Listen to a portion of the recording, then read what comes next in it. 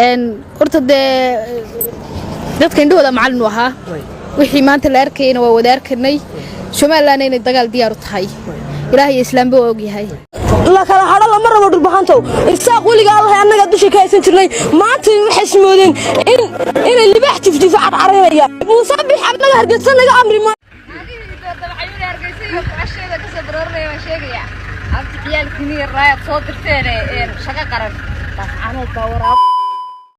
السلام عليكم أصحابتي دقالي هالكان سيد جوكتا ايغلا سعوتو مثلنا وركلاس عانود كسابسان سيدا وين ولا سعوتو وغرينا عافان قبتنا ايدي رجينا وحاور بحينتان كفيري دونا وركي قدن بيل دقاكلاس عانود ومشي وحماسي مرايو iyo waliba war suuqa la soo geliyo waa in gabadhii loo magacaabay Xamdayar misna maalmaha dhabraha bulshada haysatay ee dagaalkii Laas Caanood waa cadaradii mucjisada ka dhigtay misna magaca ka sameysay oo heed gabadhii da'da yareed ee Raxmayar ayaa suuqa waxa soo geliyay in la dhaawacay hadda warkaasi alxamdulillah waa been gabadha waa caafimaad qabtaa wax soo gaar haweeraatay ma jirto warkaasina waa war been ah oo aan waxba aan ka jirin warkaan suuqa la soo geliyay ee ku saabsan Raxmayar waxa uu soo baxay maanta dagaalkii saak ka bilowday halkaas maanta oo ay tahay maalin Isniina waxa la sheegay dagaalkaas inay ku dhaawacantay iyadoo gaari la socoto oo kuwa dagaalka ah marka warkaasi wuxuu noqday ugu dambeyn war been ah maadaama aan soo xaqiijiyay ma garan karo dadka qaar waxay ka faa'iidayaan warka beenta ah dagaalka Laas Caanood aniga intaas warbixinada ka sameeyay dhan waa sax oo ma jecel dadka qalbigooda inay ku ciyaaro misna qof nool in geer u dir marka ilaahay umada kala qaboojiyo dhinaca kala dagaalka meeshii uu xumayo maraya hubka iyo wax walbo noocyada kala duwan ayaa la isku adeegsanaya cid loo aabayeelay haweeraatay ma jirto marka ilaahay umada kala qaboojiyo mowqifkii waa ka muuqaal kasto waa ilaahay umada kala qaboojiyo aan wuligay labada dhinac midna lama safan because waxaan ogaa labadoodaba in dad walaalo ay yihiin birin heshiin kara marka ilaahay kala qaboojiyo gabadha loo magacaabo Raxmayar waa caafimaad qabtaa warkaasi waxa uu suuqa soo geliyay anigu ma dambaabi karo waa caafimaad qabtaa gabadhaasi wax soo gaaran malaha waana caafimaad qabtaa wax dhibaato soo gaaran ma jiraan marka gabadhaasi ayadana ilaahay mataqaana ha badbaadiyay dhamaanba ummadda islaamka ee laba dhinacba ee isku hayso misan shacabka maadaama ay meeshani ee shacabka yihiin aysan huweysaneen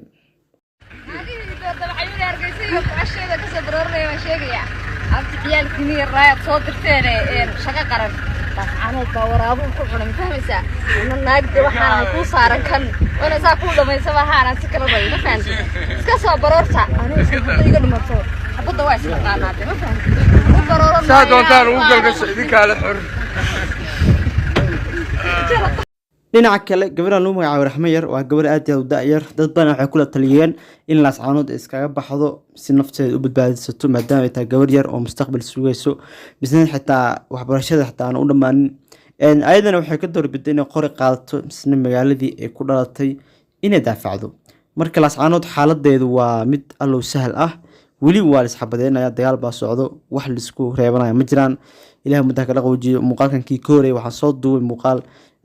ku saabsan imaam masaajid oo halkaas lagu dilay yani meeshaasi qof kasta oo bulshada saameyn ku leh waa ku geeriyooday imaam masaajid ha noqoto marka insha Allah muuqaaladan baa la daaway wiilka yar oo baraha bulshada isagana qabsaday iyo waliba muuqaalada uu saameeyay badnaa maanta idin kaga tagaya Raxmayar waa nooshahay taasna insha Allah la socda la kala hada lama rabo dhulbaxanto isaaq waliga Allah annaga dushi ka haysan jirnay maanta waxay ismoodeen in libax tiftifa cararaya muusabix annaga hargeysanaga amri maayo iyo wixii soo raacaba annagu mid baan nahay midna waa mid waxaana Soomaali waxaana heesasi dagaal sodon intaas sano baan u wiileynay intaas sano u wiileynay calanka Soomaaliya qof nagu soo raacay naga hiilinay ma jiro maxaa sameeynaa annagu intaas sano u soo dhimeynay ciyaalkii wiilashiiyo waxay wasaas calankiiga waxbada lagu dhifraya annagu maxaa sameeynaa haddaan calanka intaas sano u soo wiileynay waxba annagu waxaan sameeynaa ma garanayno dawladda Puntland dawladda Soomaaliya anigu waxaan leeyahay ma idinka amray in Soomaaliland saama babiso annagu calankiina oo saa uu weli waxbada lagu dhacayo anigu midaan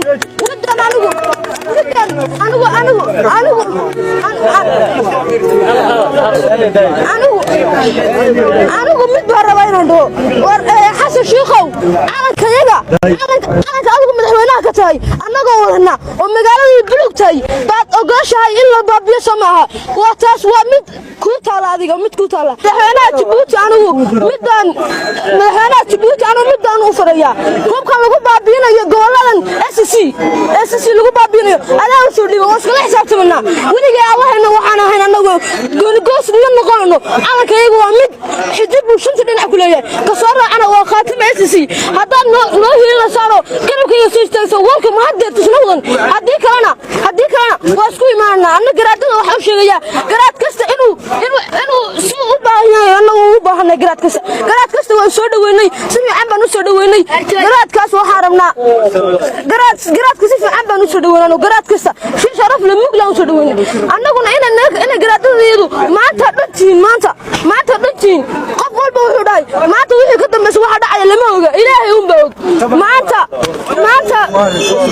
maanta dhantiin maanta maxaad ugu baaqsatay meeyti garaadada garaadada anigu waxa la yahay dagaal degdega anigu dagaal degdega cidna noo hiilaysa ma arko wiilashayda harmacad iyo gorgor ku jirana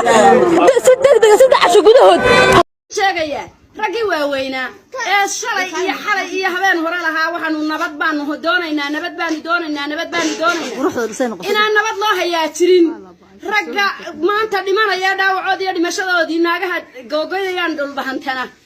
ragii daarood waraabaha sidii waraabaha cunaya daarood sidu yeedhay aqalka laascaanood miyaa ka qiimo batay hargeysa gudaheedaanu joognaa agoon baanu ku kornaa raggii dhulka u dhintay baa dhalay waxaanu idinka codsanaynaa inaa ragga tiknikadiisa u fasaxdaan tiknikada hoganaysaa maxay qabanaysaa tallaay